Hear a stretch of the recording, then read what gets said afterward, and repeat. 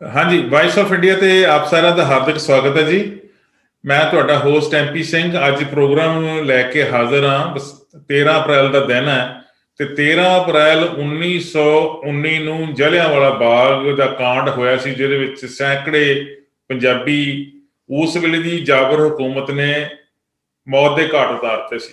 ਇਸ ਵਿਸ਼ੇ ਦੇ ਉੱਤੇ ਗੱਲਬਾਤ ਕਰਨ ਵਾਸਤੇ ਲੈਸਟਰ ਤੋਂ ਮੇਰੇ ਨਾਲ ਸਾਡੇ ਮਿੱਤਰ ਰੇਡੀਓ ਹੋਸਟ, ਆਮ ਤੌਰ ਤੇ ਪੱਤਰਕਾਰ ਵਜੋਂ ਜਾਣੇ ਜਾਂਦੇ ਆ, ਪਰ ਮੈਂ ਉਹਨਾਂ ਦੀ ਪਿਛਲੀ ਹਿਸਟਰੀ ਬਾਰੇ ਵੀ ਜਾਣਦਾ। ਉਹਨਾਂ ਨੇ ਸਟੂਡੈਂਟ ਲਾਈਫ ਸ਼ੁਰੂ ਜਦੋਂ ਕੀਤੀ, ਉਦੋਂ ਤੋਂ ਹੀ ਉਹ ਸੰਘਰਸ਼ ਦੇ ਵਿੱਚ ਪੈਰ ਰੱਖਦੇ ਸੀ, ਸੰਘਰਸ਼ ਵਿੱਚ ਸ਼ਾਮਲ ਹੁੰਦੇ ਰਹੇ। ਬਹੁਤ ਸਮਾਂ ਪਹਿਲਾਂ ਉਹ ਲੈਸਟਰ ਇੰਗਲੈਂਡ ਵਿੱਚ ਆ ਗਏ ਸੀ, ਤਦ ਤੋਂ ਵੀ ਉਹਨਾਂ ਨੇ ਆਪਣੀਆਂ ਸਰਗਰਮੀਆਂ ਜਾਰੀ ਰੱਖੀਆਂ ਤੇ ਮੈਨੂੰ ਲੱਗਦਾ ਕਿ ਹੀ ਇਜ਼ ਦੀ ਰਾਈਟ ਪਰਸਨ ਜਿਹੜੇ ਜਲਿਆਂਵਾਲੇ ਬਾਗ ਦੇ ਕਾਂਡ ਬਾਰੇ ਬਹੁਤ ਸਾਰੀ ਨੌਲੇਜ ਰੱਖਦੇ ਔਰ ਸਾਡੇ ਸਰੋਤਿਆਂ ਦੇ ਨਾਲ, ਸਾਡੇ ਦਰਸ਼ਕਾਂ ਦੇ ਨਾਲ ਉਹ ਬਹੁਤ ਵਧੀਆ ਤਰੀਕੇ ਦੇ ਨਾਲ ਇਸ ਗੱਲਬਾਤ ਵਿੱਚ ਹਿੱਸਾ ਲੈਣਗੇ। ਵੈਲਕਮ ਮਲਕੀਤ ਝਿੰਗੜ ਜੀ, ਤੁਸੀਂ ਸਮਾਂ ਕੱਢਦੇ ਹੋ ਸਾਡੇ ਲਈ, ਤੁਹਾਨੂੰ ਬਹੁਤ ਬਹੁਤ ਜੀ ਆਇਆਂ ਨੂੰ। ਬਹੁਤ ਬਹੁਤ ਧੰਨਵਾਦ ਜੀ, ਤੁਸੀਂ ਸਮਾਂ ਦਿੱਤਾ। ਤੇ ਅਸੀਂ ਅੱਜ ਜਿੱਥੇ ਵਿਸਾਖੀ ਦੇ ਦਿਹਾੜੇ ਦੇ ਰੂਬਰੂ ਹੋ ਰਹੇ ਹਾਂ ਤੇ ਇਹ ਜਿੱਥੇ ਅਣਖ, ਇੱਜ਼ਤ ਤੇ ਗੈਰਤ ਦਾ ਸਵਾਲ ਇੱਥੇ ਸਾਡੇ ਸਾਹਮਣੇ ਆਉਂਦਾ, ਉੱਥੇ ਕੁਰਬਾਨੀਆਂ ਦਾ ਸਵਾਲ ਤੇ ਸੰਘਰਸ਼ ਦਾ ਚਿੰਨ੍ਹ ਬਣ ਕੇ ਵੀ ਇਹ ਦਿਹਾੜਾ ਸਾਡੇ ਲਈ ਉੱਭਰਦਾ। ਚਾਹੇ ਇਹ 1699 ਦੀ ਵਿਸਾਖੀ ਦੇ ਸਮੇਂ ਜਦੋਂ ਸ਼੍ਰੀ ਗੁਰੂ ਗੋਬਿੰਦ ਸਿੰਘ ਜੀ ਨੇ ਖਾਲਸਾ ਫੌਜ ਸਾਜੀ ਸੀ ਤੇ ਉਦੋਂ, ਤੇ ਇਸ ਦਾ ਰੰਗ ਜਿਹੜਾ ਉਹ ਜਲਿਆਂਵਾਲੇ ਬਾਗ ਦੇ ਸਮੇਂ ਜਦੋਂ ਬਹੁਤ ਹੀ ਵੱਡੀ ਪੱਧਰ ਤੇ ਤਕਰੀਬਨ 1800 ਤੋਂ ਵੀ ਉੱਪਰ ਜਿਹੜੀਆਂ ਸ਼ਹੀਦੀਆਂ ਪ੍ਰਾਪਤ ਕੀਤੀਆਂ, ਉਸ ਵਕਤ ਇਹਨੂੰ ਹੋਰ ਵੀ ਗੂੜਾ ਰੰਗ ਜਿਹੜਾ ਦਿੱਤਾ ਗਿਆ ਤੇ ਸੰਘਰਸ਼ਾਂ ਦੇ ਰੂਪ ਰੇਖਾ ਉਹ ਤੇਜ਼ ਕੀਤੀ ਗਈ ਆ।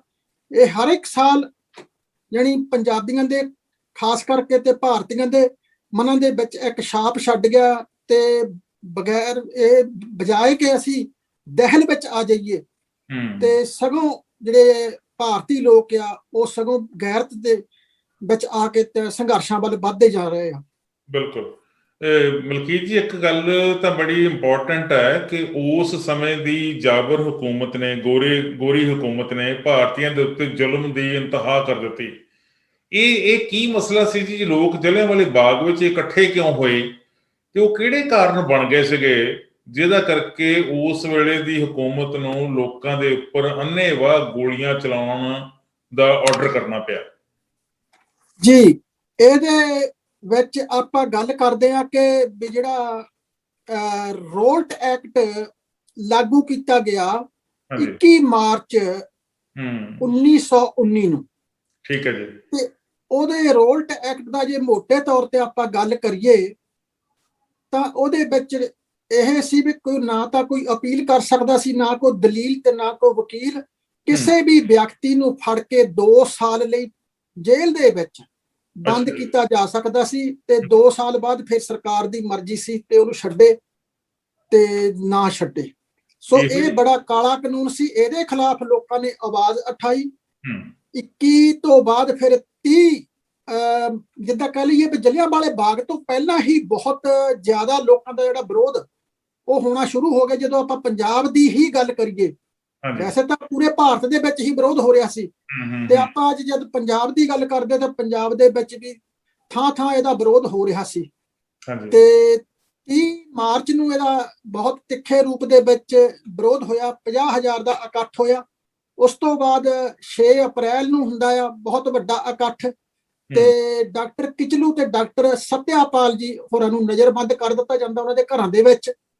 ਉਸ ਤੋਂ ਬਾਅਦ ਲੋਕੀ ਉਹਨਾਂ ਨੂੰ ਛਡਾਉਣ ਦੇ ਲਈ ਵੀ ਇਹਨਾਂ ਨੂੰ ਨਜ਼ਰਬੰਦ ਨਾ ਕੀਤਾ ਜਾਵੇ ਤੇ ਲੋਕ ਮੁਜ਼ਾਹਰਾ ਕਰਦੇ ਆ। 50,000 ਦਾ ਇਕੱਠ ਹੁੰਦਾ, ਉਹਦੇ ਉੱਤੇ ਜਿਹੜੀ ਪੁਲਿਸ ਆ ਉਹਨੇ ਲੋਕਾਂ ਨੂੰ ਜਿਹੜੀ ਬਹੁਤ ਵੱਡੀ ਪੱਧਰ ਦੇ ਉੱਤੇ 20-22 ਜਿਹੜੇ ਲੋਕੀ ਉਹ ਮਾਰੇ ਗਏ, ਸ਼ਹੀਦੀ ਪਾ ਗਏ।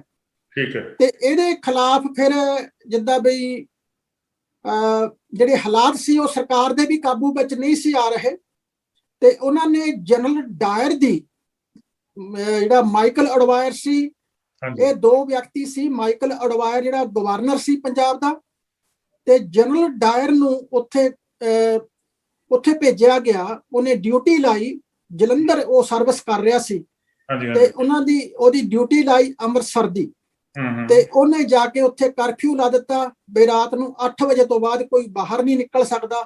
ਇਹ ਉਹਦੀ ਦੇਖ ਰੇਖ ਦੇ ਵਿੱਚ ਸਾਰਾ ਇਹ ਜ਼ੁਲਮ ਚੱਲਣ ਲੱਗਾ। 11 ਤਰੀਕ ਨੂੰ ਉਹਨੇ ਜੁਆਇਨ ਕੀਤਾ ਸੀ, 11 ਅਪ੍ਰੈਲ ਨੂੰ, ਤੇ ਉਸ ਤੋਂ ਬਾਅਦ ਲੋਕਾਂ ਨੇ ਬਹੁਤ ਵੱਡੀ ਪੱਧਰ ਤੇ ਮੁਜ਼ਾਹਰਾ ਕੀਤਾ, ਤੇ ਉਹ ਲੋਕਾਂ ਦੀ ਬਹੁਤ ਵੱਡੀ ਪੱਧਰ ਤੇ 20 ਦੇ ਕਰੀਬ ਉਹ ਲੋਕੀ ਜਿਹੜੇ ਮਾਰੇ ਗਏ, ਸ਼ਹੀਦੀਆਂ ਪਾ ਗਏ।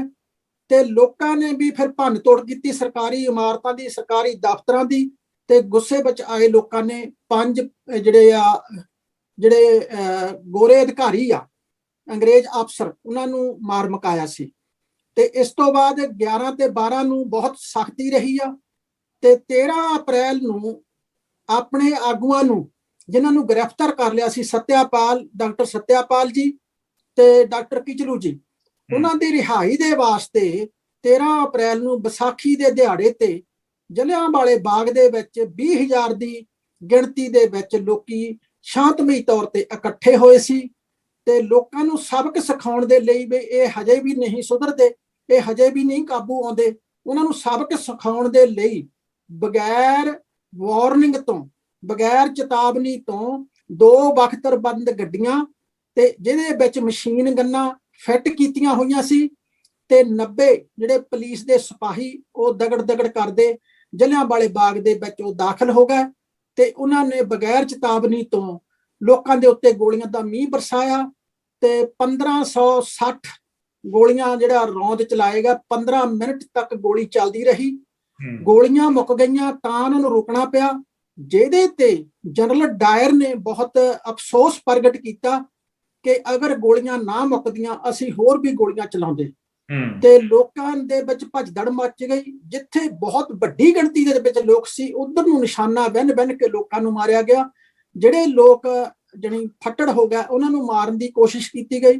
ਬਹੁਤ ਸਾਰੇ ਲੋਕ ਜਿਹੜੇ ਜਲਿਆਂਵਾਲੇ ਬਾਗ ਦੇ ਅੰਦਰ ਇੱਕ ਖੂਹ ਸੀ, ਤੇ ਉਹਦੇ ਵਿੱਚ ਛਾਲਾਂ ਮਾਰ ਗਏ ਆਪਣੀਆਂ ਜਾਨਾਂ ਬਚਾਉਣ ਦੇ ਲਈ। ਬਹੁਤ ਸਾਰੇ ਲੋਕ ਜਿਹੜੇ ਕੰਧਾਂ ਟੱਪ ਕੇ ਉੱਥੋਂ ਬਾਹਰ ਨਿਕਲ ਦੀ ਕੋਸ਼ਿਸ਼ ਕਰ ਰਹੇ ਸੀ, ਉਹਨਾਂ ਦੇ ਗੋਲੀਆਂ ਮਾਰੀਆਂ ਗਈਆਂ।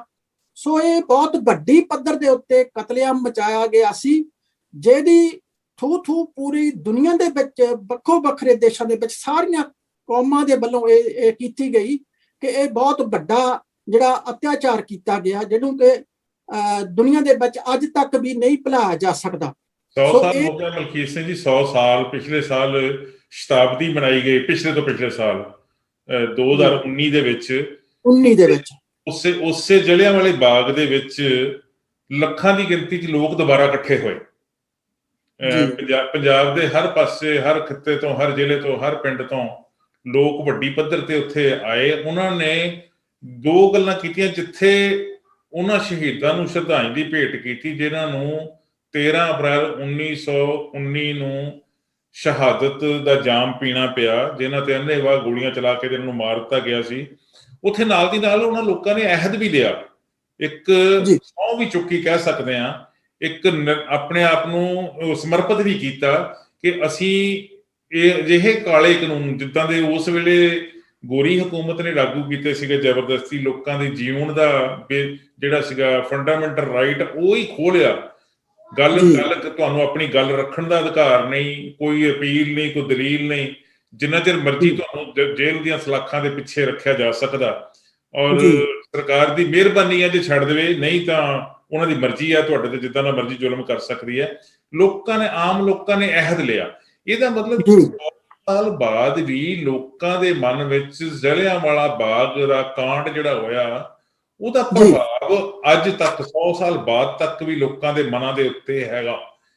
ਔਰ 100 ਸਾਲ ਪਹਿਲਾਂ ਹੀ ਜਿਹੜਾ ਤੁਸੀਂ ਕਹਿ ਸਕਦੇ ਆ ਕਿ ਊਧਮ ਸਿੰਘ ਨੇ ਉਸ ਸਮੇਂ ਉਹ ਸਾਰੀ ਘਟਨਾ ਨੂੰ ਅੱਖੀਂ ਵੇਖਿਆ ਤੇ ਉੱਥੋਂ ਦੀ ਮਿੱਟੀ ਨੂੰ ਚੁੱਕ ਕੇ ਮੱਥੇ ਨਾਲ ਲਾਇਆ ਤੇ ਇਹ ਸਹੁੰ ਖਾਧੀ ਕਿ ਮੈਂ ਇਸ ਕਾਂਡ ਦਾ ਬਦਲਾ ਲੈਣਾ। ਇਹ ਗੱਲ ਕਿੰਨੀ ਕੁ ਜਿਹੜੀ ਹੈ ਸਾਰਥਕ ਹੈ ਕਿ ਵਾਕਿਆ ਹੀ ਊਧਮ ਸਿੰਘ ਨੇ ਇਹ ਉੱਥੇ ਖਲੋ ਕੇ ਫੈਸਲਾ ਕੀਤਾ ਸੀਗਾ ਤੇ ਉਸ ਆਪਦੇ ਵੱਲੋਂ, ਆਪਦੇ ਮਨ ਨਾਲ, ਆਪਦੇ ਆਪਣੇ ਆਪ ਨਾਲ ਕੀਤਾ ਗਿਆ ਜਿਹੜਾ ਵਾਅਦਾ ਸੀਗਾ ਉਹ ਨਿਭਾਉਣ ਦੇ ਲਈ ਉਹਨੇ ਬਹੁਤ ਵੱਡੀ ਕੁਰਬਾਨੀ ਵੀ ਦਿੱਤੀ। ਜੀ, ਪਹਿਲਾਂ ਤਾਂ ਜਿਹੜੀ ਤੁਸੀਂ ਗੱਲ ਕੀਤੀ ਕਿ ਪਿਛਲੇ 2 ਸਾਲ ਪਹਿਲਾਂ ਸ਼ਤਾਬਦੀ ਲੰਘ ਕੇ ਗਈ ਆ, ਜਦੋਂ ਉਹ ਭਾਰਤ ਦੇ ਤੇ ਪੰਜਾਬ ਦੇ ਖਾਸ ਕਰਕੇ ਅਣਖੀ ਲੋਕਾਂ ਨੇ ਉਹ ਜਲਿਆਂਵਾਲੇ ਬਾਗ ਦੇ ਵਿੱਚ ਇਕੱਠੇ ਹੋ ਕੇ ਉੱਥੇ ਮਨਾਉਣ ਦੀ ਆਪਣੀ ਕੋਸ਼ਿਸ਼ ਕੀਤੀ ਆ।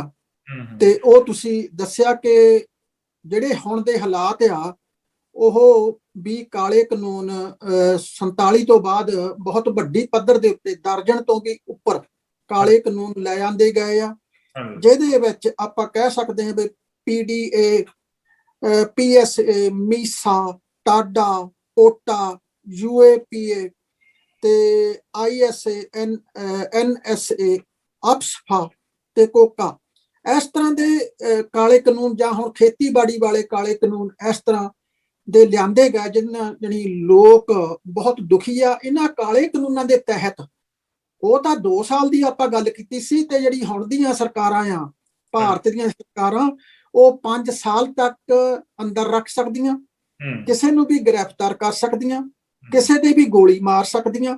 ਪੁਲਿਸ ਤੇ ਫੌਜ ਨੂੰ ਬਹੁਤ ਵੱਡੇ ਅਧਿਕਾਰ ਦੇ ਦਿੱਤੇ, ਉਹਨਾਂ ਨੂੰ ਖੁੱਲੇ ਅਧਿਕਾਰ ਦੇ ਦਿੱਤੇ ਗਏ ਆ, ਔਰ ਲੱਛੇਦਾਰ ਏਦਾਂ ਦੀ ਸ਼ਬਦਾਵਲੀ ਵਰਤ ਕੇ ਇਹ ਜਿਹੜੇ ਆ ਕਾਨੂੰਨ ਇਹ ਫਿੱਟ ਕੀਤੇ ਗਏ ਆ ਕਾਲੇ ਕਾਨੂੰਨ, ਜਾਣੀ ਤਾਂ ਕਰਕੇ ਲੋਕ ਅੱਜ ਵੀ ਵਿਰੋਧ ਕਰ ਰਹੇ ਆ।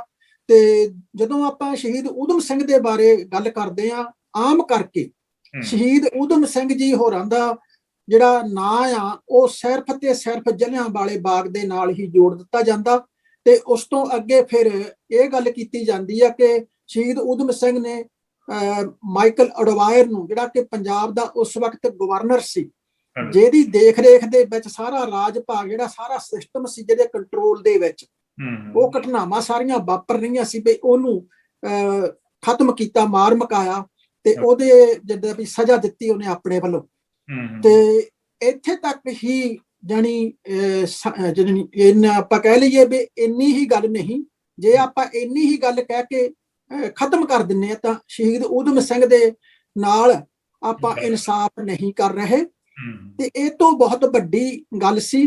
ਹੁਣ ਜਿਵੇਂ ਆਪਾਂ ਜ਼ਿਕਰ ਕੀਤਾ ਵੀ ਜਲਿਆਂਵਾਲੇ ਬਾਗ ਤੋਂ ਪਹਿਲਾਂ ਹੀ ਇਹ ਘਟਨਾਵਾਂ ਇਹੋ ਜਿਹੀਆਂ ਘਟੀਆਂ ਵੀ ਔਰਤਾਂ ਨੂੰ ਦੇ ਉੱਤੇ ਵੀ ਜ਼ੁਲਮ ਹੁੰਦਾ, ਤੇ ਇਹਦੇ ਵਿੱਚ ਜੇ ਆਪਾਂ ਜਲਿਆਂਵਾਲੇ ਬਾਗ ਤੋਂ ਬਾਅਦ ਵੀ ਇੱਕ ਹੈਲੀਕਾਪਟਰ ਦੇ ਰਾਹੀਂ, ਜਹਾਜ਼ ਦੇ ਰਾਹੀਂ ਉਹਦੇ ਲੋਕਾਂ ਦੇ ਉੱਤੇ ਗੁਜਰਾਂਵਾਲਾ ਵੇਖੇ ਬੰਬ ਸੁੱਟੇ ਗਏ, ਜਿੱਥੇ ਕਿ 12 ਲੋਕਾਂ ਦੀ ਹੱਤਿਆ ਹੋ ਗਈ। ਜਾਣੀ ਉਹ ਤੋਂ ਬਾਅਦ ਮਾਰਸ਼ਲ ਲਾ, ਲੋਕਾਂ ਦਾ ਕੁੱਟ ਕਟਾਪਾ, ਲੋਕਾਂ ਨੂੰ ਕੂਣੀਆਂ ਦੇ ਭਾਰ ਤੋਰਨਾ।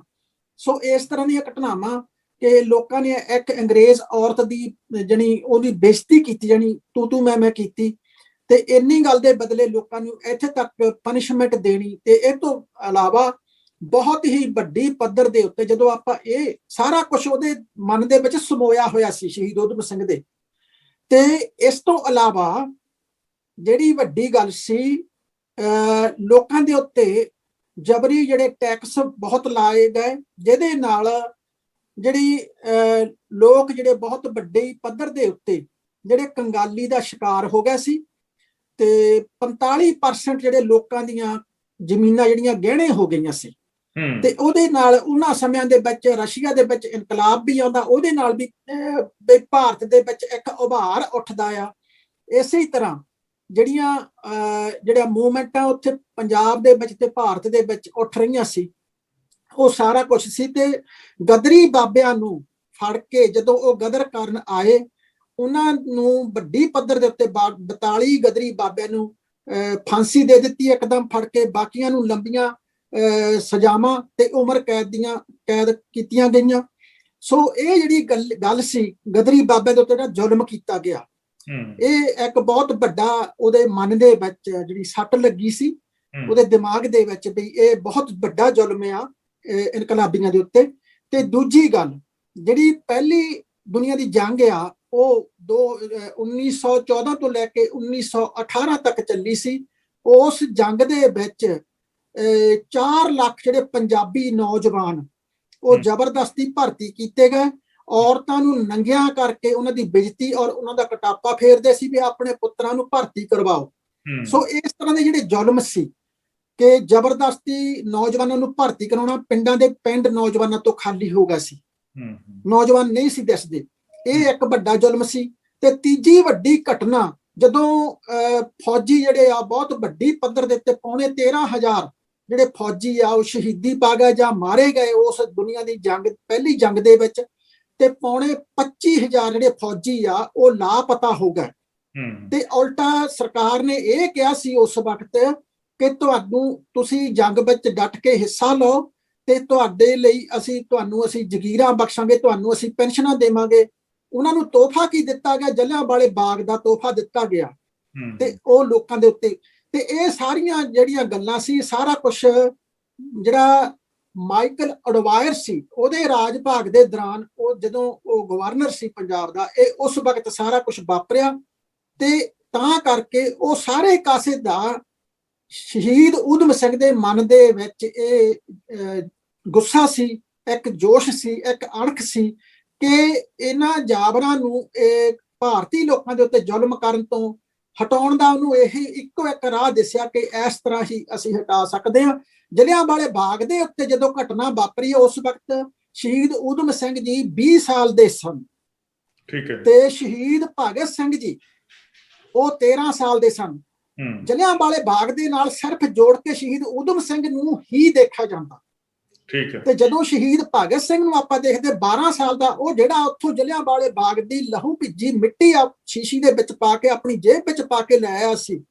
ਦੂਸਰੇ ਪਾਸੇ ਉਸੇ ਜਲਿਆਂਵਾਲੀ ਘਟਨਾ ਦੇ ਦੌਰਾਨ ਸ਼ਹੀਦ ਸੁਖਦੇਵ ਵੀ ਇੰਨੀ ਕੁ ਉਮਰ ਦਾ ਹੀ ਸੀ, ਹਾਣੀ ਤਾਣੀ ਸੀ। ਉਹਦੇ ਸਕੂਲ ਦੇ ਵਿੱਚ ਉਹਦੇ ਕੁੱਟ ਪੈਂਦੀ, ਜਦੋਂ ਕਿ ਸਰਕਾਰ ਇਹ ਕਹਿ ਰਹੇ ਸੀ, ਜਿਹੜੇ ਅਧਿਕਾਰੀ ਕਹਿ ਰਹੇ ਸੀ ਕਿ ਤੁਸੀਂ ਅੰਗਰੇਜ਼ ਅਫਸਰ ਸਕੂਲਾਂ ਵਿੱਚ ਆਉਂਦੇ ਤੇ ਤੁਸੀਂ ਇਹਨਾਂ ਦੀ ਜਿੰਦਾਬਾਦ ਕਰੋ, ਅੰਗਰੇਜ਼ੀ ਹਕੂਮਤ ਦੀ ਜਿੰਦਾਬਾਦ ਕਰੋ, ਅਫਸਰਾਂ ਦੀ ਜਿੰਦਾਬਾਦ ਕਰੋ। ਤੇ ਉਹਨੇ ਜਿੰਦਾਬਾਦ ਨਹੀਂ ਸੀ ਕੀਤੀ, ਉਹਨੇ ਕੁੱਟ ਖਾ ਲਈ ਸੀ। ਟੀਚਰਾਂ ਨੇ ਕਿਹਾ ਅਸੀਂ ਨਾ ਕੱਟ ਦੇਵਾਂਗੇ, ਉਹਨੇ ਕਿਹਾ ਮੈਨੂੰ ਕੋਈ ਪਰਵਾਹ ਨਹੀਂ। ਉਹ ਵੀ 12 ਸਾਲ ਦਾ ਬੱਚਾ। ਸੋ ਇਹ ਇੱਕ ਨੌਜਵਾਨਾਂ ਦੇ ਤਾਂ ਆਉਣਾ ਹੀ ਸੀ, ਇੱਕ ਬੱਚਿਆਂ ਦੇ ਦਿਮਾਗ ਦੇ ਵਿੱਚ ਆਇਆ। ਜਿਹੜੇ ਵੱਡੇ ਹੋਏ, ਜਿਹੜੇ ਨੌਜਵਾਨ ਦੀ ਇੱਕ ਉਮਰ ਦੀ ਉਸ ਪੀੜ੍ਹੀ ਚੜ੍ਹਦੇ, ਐਨੇ ਉਹਨਾਂ ਨੇ ਅਧਿਐਨ ਕੀਤਾ, ਇਸ ਤਰ੍ਹਾਂ ਚੱਲੇ ਕਿ ਉਹਨਾਂ ਨੇ ਇਹ ਸੋਚਿਆ ਕਿ ਅਸੀਂ ਇਸ ਗੁਲਾਮੀ ਦੀਆਂ ਕੜੀਆਂ ਸਾਡਾ ਤੋੜੇ ਤੇ ਬਿਨਾਂ ਸਾਡਾ ਦੇਸ਼ ਜਾਂ ਸਾਡੇ ਲੋਕ ਉਹ ਆਜ਼ਾਦ ਨਹੀਂ ਹੋ ਸਕਦੇ। ਸੋ ਇਕੱਲਾ ਊਧਮ ਸਿੰਘ ਨਹੀਂ, ਤੇ ਉਹਦੇ ਨਾਲ ਸ਼ਹੀਦ ਭਗਤ ਸਿੰਘ, ਉਹਨਾਂ ਦੀ ਜਥੇਬੰਦੀ, ਉਹਦੀ ਵੀ ਵੱਡੀ ਬਹੁਤ ਦੇਣ ਆ। ਗਦਰੀ ਬਾਬਿਆਂ ਦੀ ਬਹੁਤ ਵੱਡੀ ਦੇਣ ਆ। ਬੱਬਰ ਅਕਾਲੀ ਪੈਦਾ ਹੋਏ, ਉਹਨਾਂ ਦੀ ਬਹੁਤ ਵੱਡੀ ਦੇਣ ਆ। ਤੇ ਇਹਦੇ ਵਿੱਚੋਂ ਜੇ ਦੇਖੀਏ ਤਾਂ ਇਹਨਾਂ ਨੇ ਖੱਟਿਆ ਕੁਛ ਨਹੀਂ ਹੈ। ਸਰਕਾਰਾਂ ਨੇ ਜਿਹੜੀ ਅੰਗਰੇਜ਼ ਸਰਕਾਰ ਸੀ ਉਹਨੇ ਖੱਟਿਆ ਨਹੀਂ, ਸਗੋਂ ਉਹਦੀ ਭਾਰਤ ਦੇ ਵਿੱਚ ਵੀ ਬਹੁਤ ਬਦਨਾਮੀ ਹੋਈ, ਪੂਰੀ ਦੁਨੀਆ ਦੇ ਵਿੱਚ ਵੀ ਬਹੁਤ ਬਦਨਾਮੀ ਹੋਈ। ਜਦੋਂ ਉਹ ਦਿਹਾੜਾ ਆਉਂਦਾ ਤਾਂ ਫਿਰ ਬਦਨਾਮੀ ਹੁੰਦੀ ਆ। ਮਲਕੀਤ ਜੀ, ਤੁਸੀਂ ਬੜਾ ਚਿਰ ਪਹਿਲਾਂ ਇੱਥੇ ਇੰਗਲੈਂਡ ਵਿੱਚ ਆ ਗਏ, ਉਸੇ ਧਰਤੀ ਤੇ ਆ ਗਏ ਜਿਸ ਧਰਤੀ ਦੇ ਮਾਲਕਾਂ ਨੇ ਹਿੰਦੁਸਤਾਨ ਦੇ ਲੋਕਾਂ ਤੇ ਇੰਨਾ ਜ਼ੁਲਮ ਕੀਤਾ। ਇਕੱਲੇ ਹਿੰਦੁਸਤਾਨ ਦੀ ਨਹੀਂ, ਪੂਰੀ ਦੁਨੀਆ ਦੇ ਲੋਕਾਂ ਤੇ ਜਿਹੜਾ ਜ਼ੁਲਮ ਕੀਤਾ।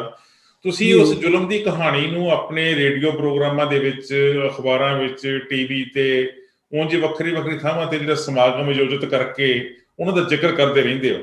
ਤੁਸੀਂ ਬੱਬਰ ਅਕਾਲੀਆਂ ਦਾ ਦਿਨ ਵੀ ਮਨਾਉਂਦੇ ਹੋ, ਗਦਰ ਪਾਰਟੀ ਦੇ ਗਦਰੀ ਬਾਬਿਆਂ ਦਾ ਦਿਨ ਵੀ ਮਨਾਉਂਦੇ ਹੋ, ਭਗਤ ਸਿੰਘ ਦਾ ਦਿਨ ਵੀ ਮਨਾਉਂਦੇ ਹੋ, ਊਧਮ ਸਿੰਘ, ਕਰਤਾਰ ਸਿੰਘ ਸਰਾਭਾ, ਜਿੰਨੇ ਵੀ ਸਾਰੇ ਲੋਕ ਜਿਨ੍ਹਾਂ ਨੇ ਸ਼ਹਾਦਤਾਂ ਪ੍ਰਾਪਤ ਕੀਤੀਆਂ, ਦੇਸ਼ ਦੀ ਆਜ਼ਾਦੀ ਦੀ ਖਾਤਰ ਲੜੇ ਆ। ਪਰ ਮੈਨੂੰ ਇੱਕ ਗੱਲ ਜ਼ਰੂਰ ਦੱਸਿਓ, ਅੱਜ ਉਸ ਜਲਿਆਂਵਾਲੇ ਬਾਗ ਨੂੰ ਮੌਜੂਦਾ ਸਰਕਾਰ ਨੇ ਇੱਕ ਟੂਰਿਸਟ ਪਲੇਸ ਬਣਾ ਦਿੱਤੀ। ਲੋਕੀ ਆਉਣ, ਉਹ ਦੇਖ ਕੇ ਖੁਸ਼ ਹੋਣ ਕਿ ਹਾਂਜੀ ਇਹ ਬਹੁਤ ਵਧੀਆ ਬਾਗ ਹੈ, ਇੱਥੇ ਸਰਕਾਰ ਨੇ ਇੰਨੇ ਕਰੋੜ ਰੁਪਈਆ ਲਾ ਕੇ ਇਹ ਬਣਾਤਾ, ਉਹ ਬਣਾਤਾ। ਪਰ ਜਿਹੜੀ ਅਸਲੀ ਭਾਵਨਾ ਉਹਦੀ ਹੈਗੀ ਜਲਿਆਂਵਾਲੇ ਬਾਗ ਦੀ, ਉਹ ਤਾਂ ਹੌਲੀ ਹੌਲੀ ਅਲੋਪ ਕਰਨ ਦੀ ਸਾਜ਼ਿਸ਼ ਰਚੀ ਜਾ ਰਹੀ ਹੈ। ਮਿੰਟ ਆਪਣੇ ਕੋਲ ਥੋੜੇ ਆ ਜੀ, ਕੋਸ਼ਿਸ਼ ਕਰਿਓ ਉਹਨਾਂ ਥੋੜਿਆਂ ਮਿੰਟਾਂ ਦੇ ਵਿੱਚ ਆਪਾਂ ਗੱਲ ਕੰਪਲੀਟ ਕਰ ਦਈਏ। ਜੀ ਬਿਲਕੁਲ।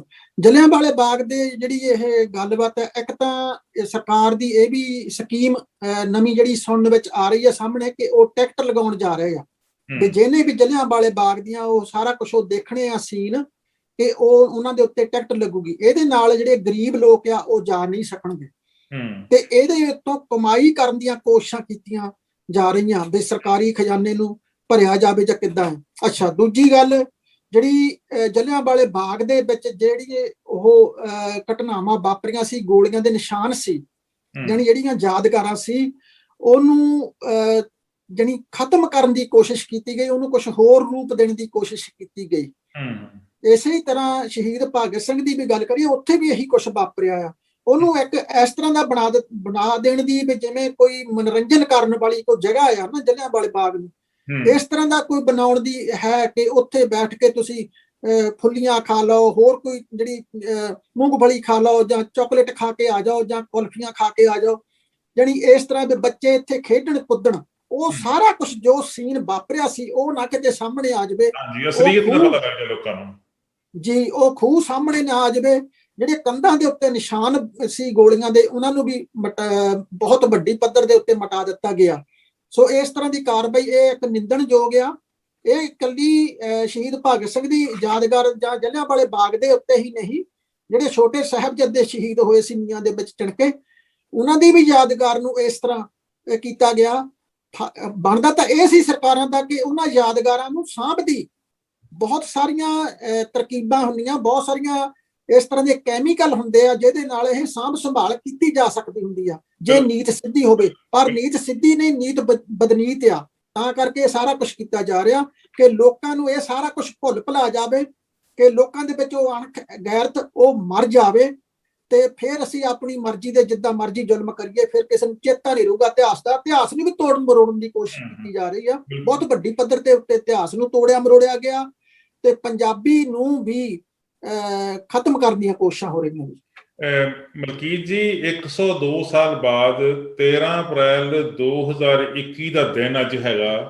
102 ਸਾਲ ਹੋ ਗਏ ਇਸ ਘਟਨਾ ਵਾਪਰੀ ਨੂੰ ਜੀ। ਤੁਸੀਂ ਇਹ ਸਾਡੇ ਸਰੋਤਿਆਂ ਨੂੰ, ਵਾਇਸ ਆਫ ਇੰਡੀਆ ਦੇ ਸਰੋਤਿਆਂ ਨੂੰ ਔਰ ਵਾਇਸ ਆਫ ਇੰਡੀਆ ਦੇ ਇਸ ਪ੍ਰੋਗਰਾਮ ਨੂੰ ਫੇਸਬੁੱਕ ਔਰ YouTube ਤੇ ਲੋਕ ਲਾਈਵ ਦੇਖ ਰਹੇ, ਇਸ ਵੇਲੇ ਸੁਣ ਰਹੇ ਆ, ਤੁਸੀਂ ਉਹਨਾਂ ਨੂੰ 102 ਸਾਲ ਬਾਅਦ ਇਸ ਸਾਰੇ ਘਟਨਾਕ੍ਰਮ ਦੀ ਸਾਰਥਕਤਾ ਤਾਂ ਦੱਸ ਚੁੱਕੇ ਹੋ, ਪਰ ਲੋਕਾਂ ਨੂੰ ਸੁਨੇਹਾ ਕੀ ਦੇਣਾ ਚਾਹੁੰਦੇ ਹੋ?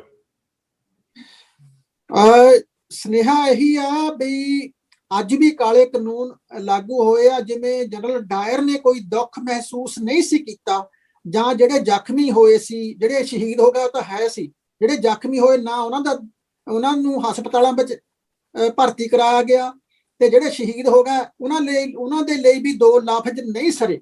ਅੱਜ ਉਹ ਸੀਨ ਸਾਰੇ ਭਾਰਤੀ ਲੋਕਾਂ ਦੇ, ਖਾਸ ਕਰਕੇ ਪੰਜਾਬ ਜਾਂ ਹਰਿਆਣਾ ਦੇ ਲੋਕਾਂ ਦੇ, ਯੂਪੀ ਦੇ ਲੋਕਾਂ ਦੇ, ਰਾਜਸਥਾਨ ਦੇ ਲੋਕਾਂ ਦੇ, ਜਿਹੜੇ ਉੱਤਰੀ ਭਾਰਤ ਦੇ ਲੋਕਾਂ ਦੇ, ਅੱਜ ਫੇਰ ਉਹ ਸਾਹਮਣੇ ਆ ਰਿਹਾ ਕਿ ਕਿਸਾਨ ਸ਼ਹੀਦ ਹੋ ਰਹੇ ਆ, ਤੇ ਮੌਜੂਦਾ ਸਰਕਾਰ ਜਿਹੜੀ ਉਹਨਾਂ ਦਾ ਦੁੱਖ ਨਹੀਂ ਮਨਾ ਰਹੀ, ਕਿ ਸਾਨੂੰ ਇਸ ਕਦੇ ਵੀ ਉਹਨਾਂ ਨੇ ਅਫਸੋਸ ਪ੍ਰਗਟ ਨਹੀਂ ਕੀਤਾ। ਸੋ ਇਸ ਤਰ੍ਹਾਂ ਉਹ ਲੱਗਦਾ ਵੀ ਜਿਵੇਂ ਉਸ ਤਰ੍ਹਾਂ ਵਾਪਰਿਆ, ਉਦੋਂ ਵਾਪਰਿਆ ਸੀ, ਹਾਕਮਾਂ ਦਾ ਜਿਹੜਾ ਰਵੱਈਆ ਉਦੋਂ ਸੀ, ਅੱਜ ਵੀ ਹਾਕਮਾਂ ਦਾ ਰਵੱਈਆ ਉਸੇ ਹੀ ਤਰ੍ਹਾਂ ਦਾ ਆ। ਸੋ ਇਸ ਕਰਕੇ ਵੀ ਲੋਕਾਂ ਨੂੰ ਇਹ ਜਾਣਨ ਦੀ, ਸਮਝਣ ਦੀ ਲੋੜ ਆ। ਇਤਿਹਾਸ ਨੂੰ ਸੰਭਾਲਿਆ ਜਾਵੇ ਔਰ ਇਤਿਹਾਸ ਨੂੰ ਪੜ੍ਹਿਆ ਜਾਵੇ, ਤੇ ਤਾਂ ਕਰਕੇ ਗਿਆਨ ਹੋਣਾ। ਸ਼ਹੀਦ ਭਗਤ ਸਿੰਘ ਹੋਰਾਂ ਨੇ, ਸੁਖਦੇਵ ਹੋਰਾਂ ਨੇ ਤੇ ਉਹਨਾਂ ਦੇ ਸਾਥੀਆਂ ਨੇ ਬਹੁਤ ਵੱਡੀ ਪੱਧਰ ਦੇ ਉੱਤੇ ਕਿਤਾਬਾਂ ਪੜ੍ਹੀਆਂ ਸੀ, ਔਰ ਚੰਗਾ ਇਤਿਹਾਸ ਪੜ੍ਹਿਆ ਜਾਵੇ, ਆਪਣੇ ਭਾਰਤ ਦਾ ਪੜ੍ਹਿਆ ਜਾਵੇ, ਹੋਰ ਦੇਸ਼ਾਂ ਵਿਦੇਸ਼ਾਂ ਦਾ ਇਨਕਲਾਬੀ ਇਤਿਹਾਸ ਪੜ੍ਹਿਆ ਜਾਵੇ। ਤਾਂ ਕਰਕੇ ਫਿਰ ਪਤਾ ਸੂਝ ਬਣਦੀ ਆ ਬਈ, ਤੇ ਗਿਆਨ ਤੋਂ ਬਿਨਾਂ ਜਿਹੜੇ ਸੰਘਰਸ਼ ਇਹ ਲੜੇ ਨਹੀਂ ਜਾ ਸਕਦੇ ਹੁੰਦੇ, ਸੰਘਰਸ਼ ਲੀਹਾਂ ਤੋਂ ਲੈ ਜਾਂਦੇ ਹੁੰਦੇ ਆ। ਸਭ ਤੋਂ ਵੱਡੀ ਗੱਲ ਆ ਗਿਆਨ ਪ੍ਰਾਪਤੀ ਦੀ, ਤੇ ਉਹ ਗਿਆਨ ਪ੍ਰਾਪਤੀ ਵੱਡੇ ਜਿਹੜੇ ਲਿਖਾਰੀ ਆ, ਜਿਹੜੇ ਲੋਕਾਂ ਦੇ ਲਈ ਜਿਹੜੇ ਲਿਖਦੇ ਰਹੇ, ਉਹਨਾਂ ਨੂੰ ਪੜ੍ਹਨ ਦੀ ਲੋੜ ਆ, ਵੱਡੇ ਇਨਕਲਾਬੀਆਂ ਨੂੰ ਪੜ੍ਹਨ ਦੀ ਲੋੜ ਆ, ਤੇ ਤਾਂ ਹੀ ਜਾਣਕਾਰੀ ਮਿਲ ਸਕਦੀ। ਕਿਉਂਕਿ ਸ਼ਹੀਦ ਭਗਤ ਸਿੰਘ ਤਾਂ ਹੀ ਸ਼ਹੀਦੇ ਆਜ਼ਮ ਭਗਤ ਸਿੰਘ ਕਹਿਲਾਇਆ, ਕਿਉਂਕਿ ਉਹਨਾਂ ਨੇ ਬਹੁਤ ਵੱਡੀ ਪੱਧਰ ਦੇ ਉੱਤੇ ਪੜ੍ਹਿਆ। ਅੱਜ ਦੇ ਨੌਜਵਾਨਾਂ ਨੂੰ ਵੀ ਇਹ ਪੜ੍ਹਨ ਦੀ ਬਹੁਤ ਜ਼ਿਆਦਾ ਲੋੜ ਆ। ਤੁਹਾਡੀ ਬਹੁਤ ਮਿਹਰਬਾਨੀ ਮਲਕੀਤ ਜੀ, ਤੁਸੀਂ ਸਮਾਂ ਕੱਢਿਆ ਔਰ ਵਾਇਸ ਆਫ ਇੰਡੀਆ ਦੇ ਐਡੀ ਦੂਰੋਂ ਇੰਗਲੈਂਡ ਤੋਂ, ਲੈਸਟਰ ਸ਼ਹਿਰ ਤੋਂ ਸਾਡੇ ਨਾਲ ਜੁੜੇ ਹੋ। ਪਹਿਲਾਂ ਵੀ ਆਪਾਂ ਕਿਸਾਨੀ ਅੰਦੋਲਨ ਦੇ ਸੰਬੰਧ ਵਿੱਚ ਵੀ ਇੱਕ ਵਾਰੀ ਇਸ ਤਰ੍ਹਾਂ ਟਾਕ ਦਾ ਅਰੇਂਜ ਕੀਤਾ ਸੀਗਾ। ਅੱਜ ਤੁਸੀਂ ਜਲਿਆਂਵਾਲੇ ਬਾਗ ਦੇ ਬਾਰੇ ਬਹੁਤ ਵਿਸਥਾਰ ਨਾਲ, ਬਹੁਤ ਭਾਵਪੂਰਕ ਤਰੀਕੇ ਦੇ ਨਾਲ ਜਿਹੜੀ ਗੱਲਬਾਤ ਸ਼ੇਅਰ ਕੀਤੀ ਹੈ। ਅਸੀਂ ਤੁਹਾਡੇ ਸ਼ੁਕਰਗੁਜ਼ਾਰ ਹਾਂ ਜੀ। ਆਉਣ ਵਾਲੇ ਦਿਨਾਂ ਦੇ ਵਿੱਚ ਕਿਸੇ ਹੋਰ ਟੌਪਿਕ ਤੇ ਤੁਹਾਡੇ ਨਾਲ ਵਿਚਾਰਾਂ ਦੀ ਸਾਂਝ ਪਾਵਾਂਗੇ ਜੀ। ਬਹੁਤ ਬਹੁਤ ਮਿਹਰਬਾਨੀ। Thank you very much. ਬਹੁਤ ਬਹੁਤ ਸ਼ੁਕਰੀਆ ਜੀ। Thank you.